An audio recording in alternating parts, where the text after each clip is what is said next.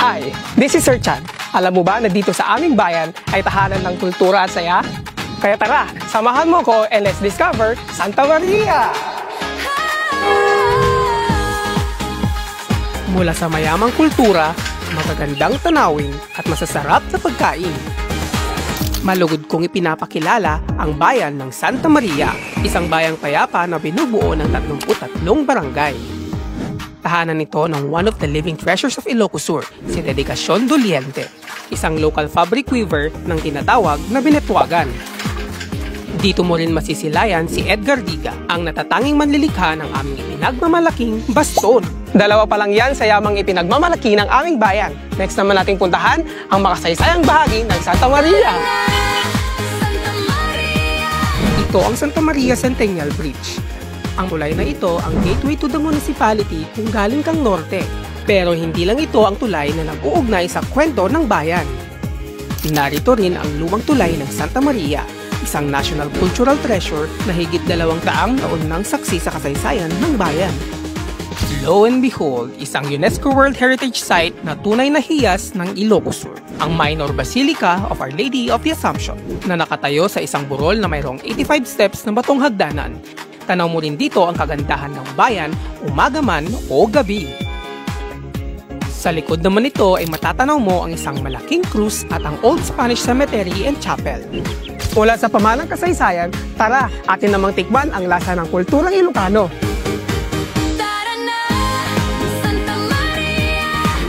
Welcome sa Balikutya Country. Sa kalsadang ito makikita ang mga nakahilerang nagbebenta ng one town, one product ng Santa Maria, tulad na lamang ng balikutya at basi, na parehong sugarcane products. Ang balikutya or sugarcane candy ay gawa sa pinakuloang gatas ng tubo na dumaan sa tradisyonal na proseso tulad na lamang ng paghila at paghulma rito hanggang maging ganap ng isang balikutya. Kadalasang alternatibo ito sa asukal na ginagamit sa pagluto o sa kape. Santa Maria proudly stands as the home of authentic sukang Iloco na may tunay na asim kilig at ang sugarcane wine o basi na habang tumatagal lalong sumasarap.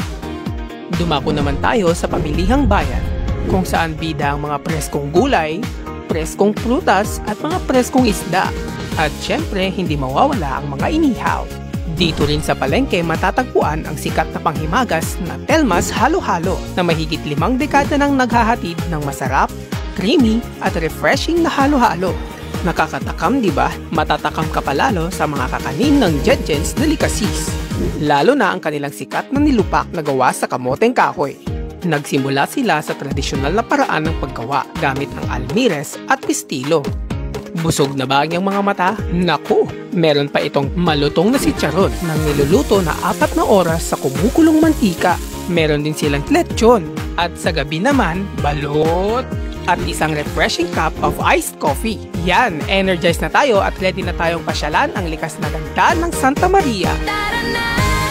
Santa Maria! Kung hanap mo ay adventure, relaxation, at natural beauty all in one, worry no more dahil nandito na ang majestic Pinsal Falls. Ang 85-foot twin waterfalls nito ay considered to be the largest and grandest waterfall in Ilocos region. Ayon sa alamat, naiwan ng higanteng si Angalo ang kanyang yapak sa Pinsal at ito ay naging isang natural pool na tinatawag na tugot ni Angalo. Sa Pinsal ay pwede kayong mag-picnic sa floating cottage, mag-swimming, kayaking, camping at trekking. Alam mo ba na ang tubig mula dito ay dumadaloy across several barangays of Santa Maria hanggang ito'y makarating sa dagat sa Barangay Biao? Yes, that's the home of the mangroves. Isang natural na pananggas sa baha at pagguho ng lupa. Ang mangroves plantation na ito ay sinmulan noong 2012 kung saan 150,000 na mangroves ang itinanim sa tinatayang 20 hectares na lupa. Pwede ka ritong mag-eco walk, picnic at bird watching. I-level up mo pa ang iyong pagpasyal dahil malapit lang dito ang locally called na Nalbo Lingsat Expressway. Isang mahabang coastal drive na nagdudugtong sa Barangay Nalbo at Barangay Lingsat. Speaking of Nalbo, isa din to sa 2 stunning beaches ng Santa Maria. Nakarugtong ng first tourist spot that will greet visitors from the south, ang Susu Beach, na perfect for beach volleyball, swimming at syempre ang sunset viewing. After a long day of adventure, why not spend the night nearby at Sorrento Hotel and Resort? It's just along the highway and you can enjoy the scenic view of Susu Beach. Pero kung gusto mo naman na mas malapit sa mangroves, dito ka na sa Oppa Transient. Hugis barko ang disenyo nito na may view deck kung saan matatanaw ang karagatan. Ganyan kaganda dito sa Santa Maria.